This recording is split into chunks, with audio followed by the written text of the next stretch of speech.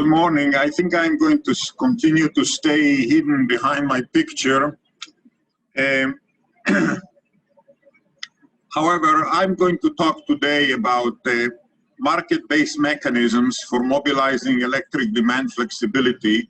And I'm taking a kind of an economist perspective to look at the whole issue of integration from an economics theory perspective. Part of that, during a year ago, Niclas Brok visited Berkeley and he did some work with me on one aspect of this talk. So I'll give, toward the end, I'll talk about what he has done. Anyway, let's see if I can switch. So basically, we're facing a lot of challenges. Everybody talked about that. We have proliferation of distributed energy resources, uncertainty and variability of renewable resources, and there are a lot of proposals for DER integration that focus on energy balancing, but very little is being said about managing the supply risk along the supply chain. Traditionally, electricity has always been reliability being treated as a public good, with everybody one size fits all and one price fits all.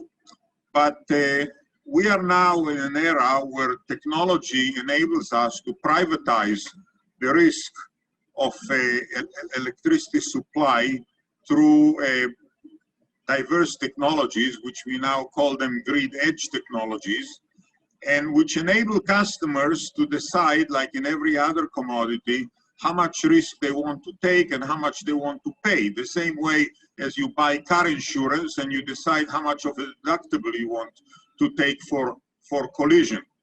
So this is something that was not possible before, but now the technology enables us to call what economists would refer to privatizing the public good and allowing people to make informed choices, empowering the choice by deciding how they want to, how much risk they want to assume and how much reliability they want to provide and how much they want to pay. So that's the role. Let me go back. So that's the role of what we call the edge technology. And but in order to do that, we need to develop market mechanisms for the demand side that will empower the participation of customers in mitigating supply risk. And to do that, one approach is to have aggregators that with business models, end-to-end business models, that on one hand incentivize customer participation through contractual arrangements with the customers, and on the other hand, are able to put to use that flexibility that they procure in order to create bundles or portfolios that can be monetized at the system operator level and actually produce value. So the idea is to focus on this end-to-end business model that will say not only we can do it and we can get some useful demand response, but we can also monetize it, and the system operator is actually going to save money by taking advantage of all that. So this is kind of the perspective that I'm taking, and one framework for doing all that is what we call virtual power plants.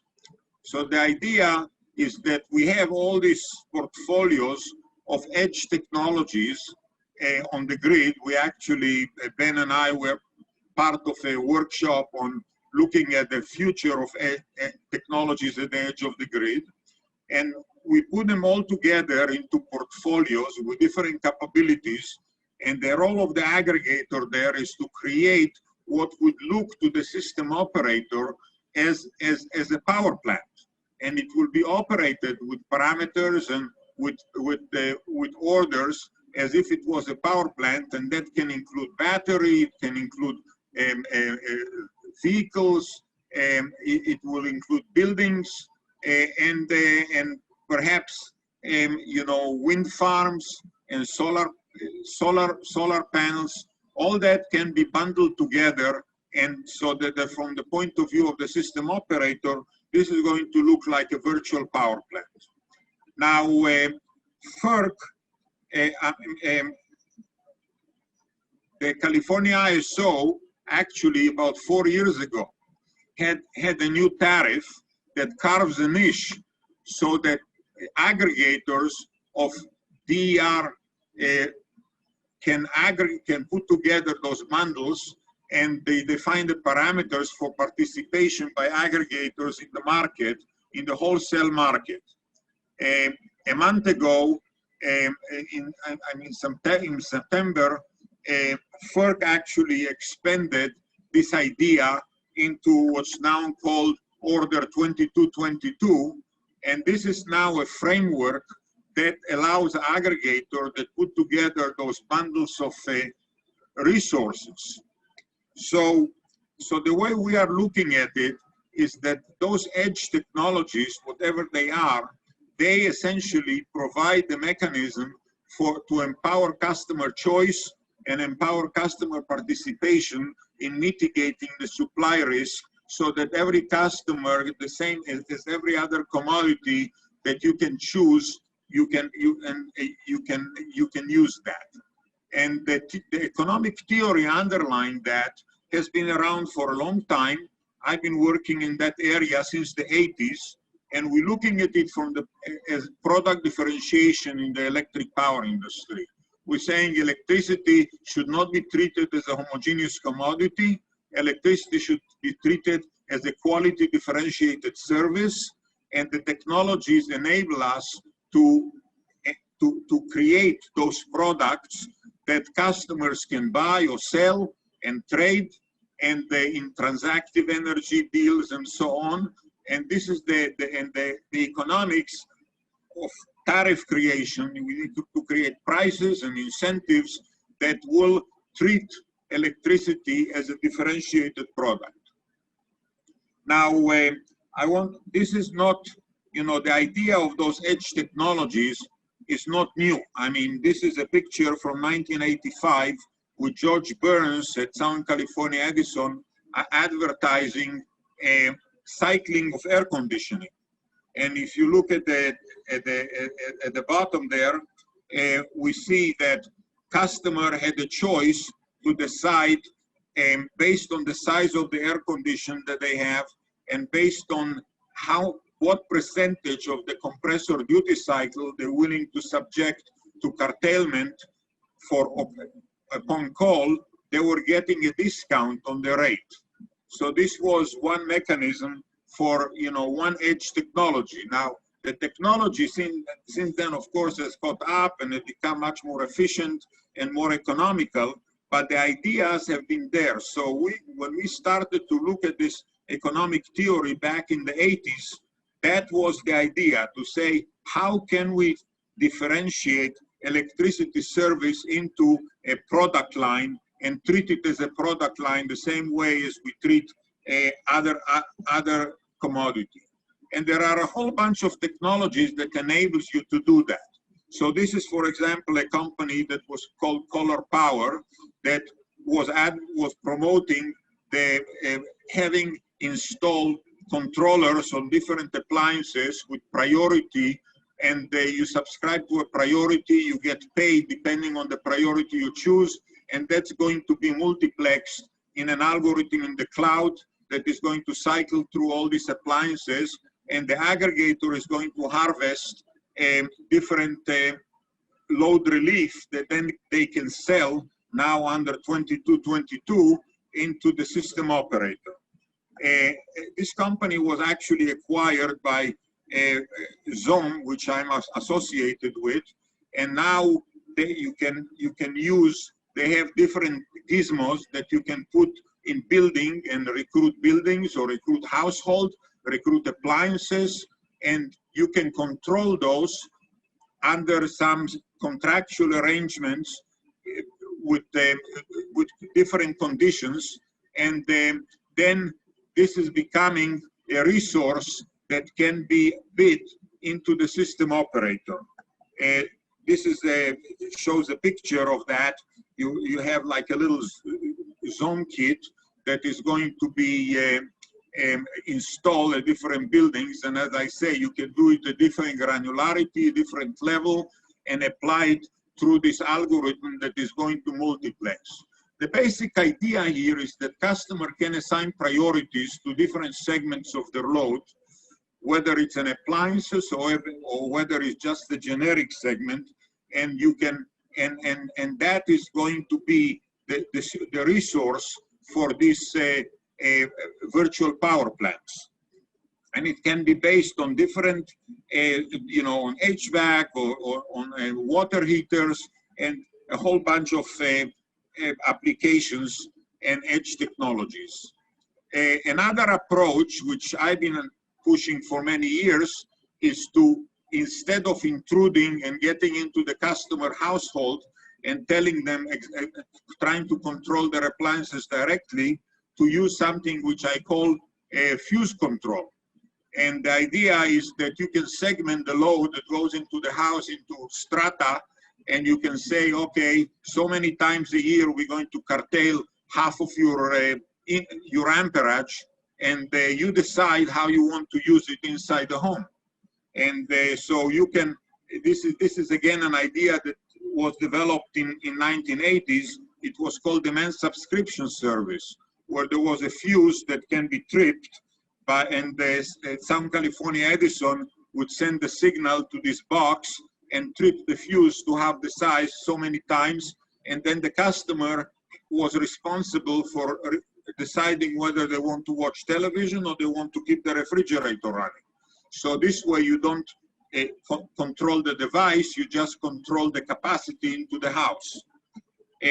So this would be the idea, where the interface between the aggregator and the household is going to be like a firewall, and that gives, of course, the customer more privacy, but it's going to, so you can control the capacity and mobilize segments of capacity.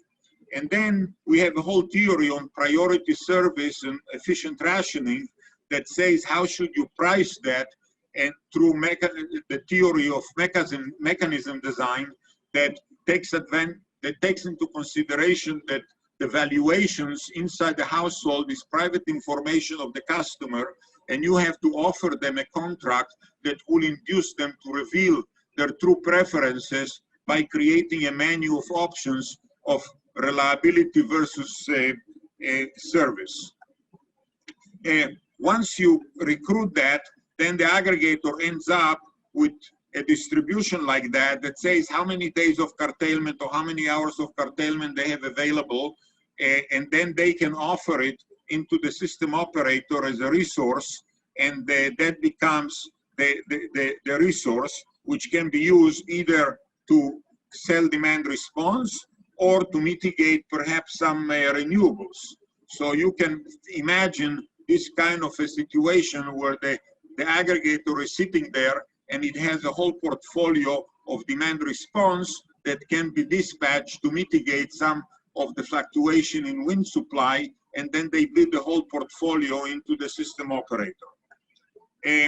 So this is kind of tries to illustrate a picture that you have an aggregator, and the aggregator is going to submit bids like every other generator, except that their commitment is backed up by demand side, which they can manipulate based on their contractual portfolio that they have, comes part from the renewable, which are uncertain, and then if they are short or long, they have to buy from the real-time market.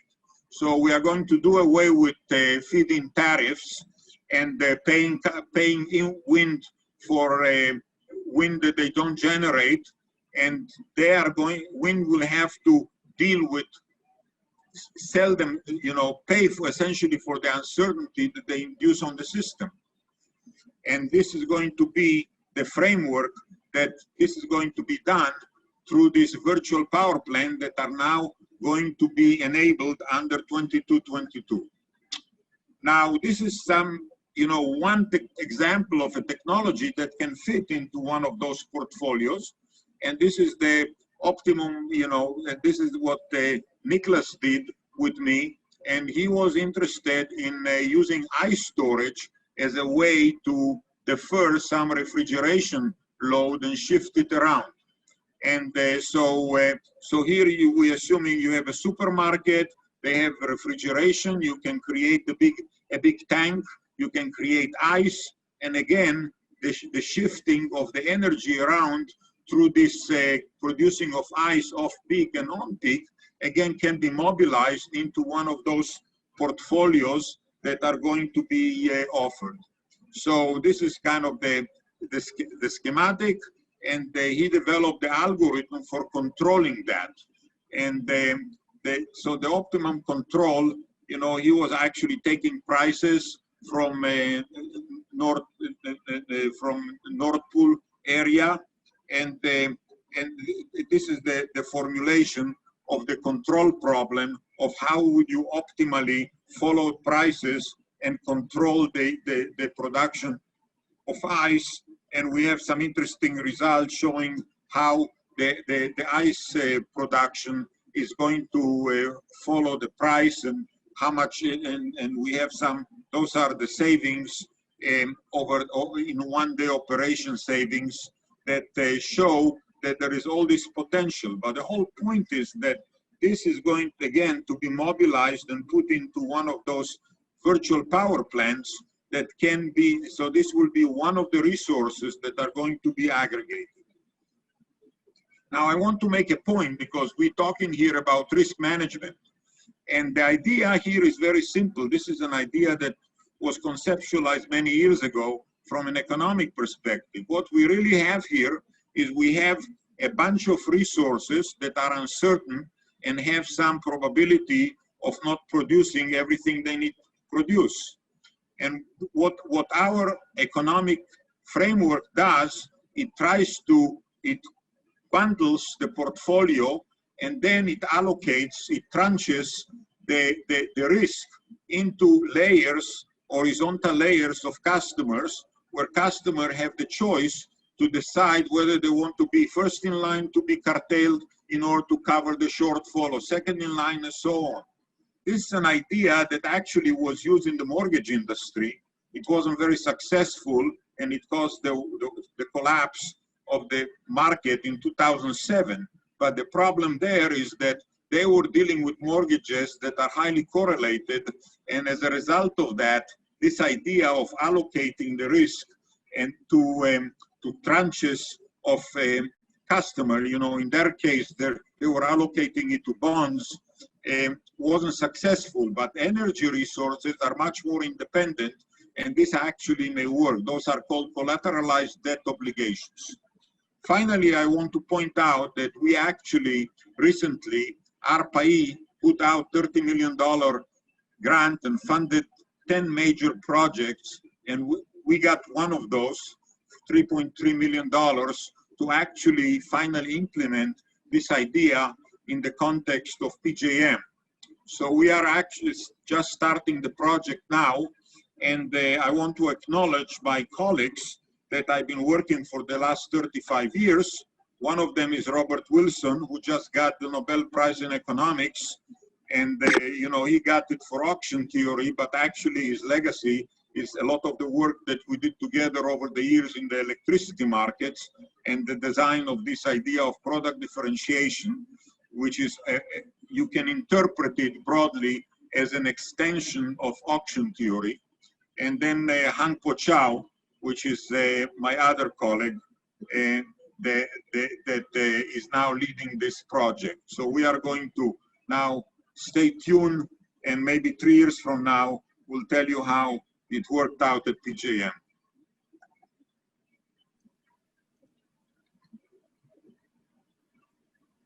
Amazing, Dr. Shmuel Oren.